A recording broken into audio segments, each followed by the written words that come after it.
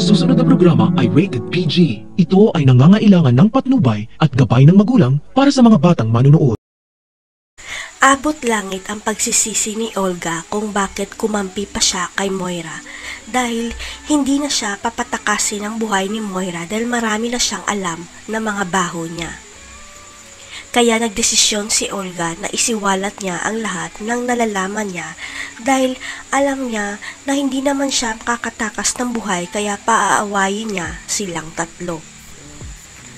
Para makaganti si Olga kay Moira, ibinunyag niya kay Zoe na ang mami niya ang totoong nag-utos kay Madam Chantal na mawala ang baby nila ni Dax sa sinapupunan nito.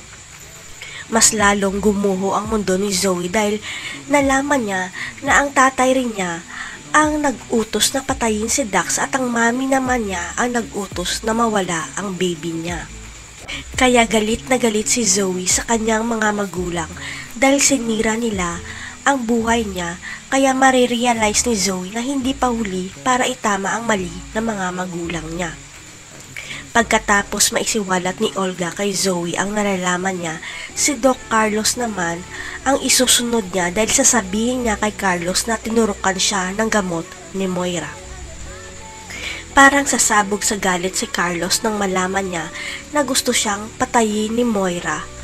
Kaya magkakagulo silang tatlo at mauungkat ang ginawang krimen ni Zoe kay Lolo Pepe. Ang akala ni Olga biktima lang si Zoe na mga magulang niya pero kriminal rin pala siya dahil nakita niya sa cellphone ni Carlos ang video ng pagtulak ni Zoe kay Lolo Pepe.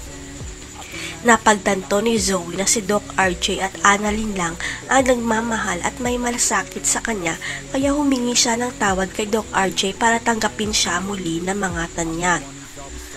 Pero may kondisyon si Doc RJ para patawarin niya si Zoe. Yun ay isuko nito si Carlos at Moira pero magbabago ang isip ni Doc RJ sa oras na ibunyag ni Olga ang sikreto ni Zoe.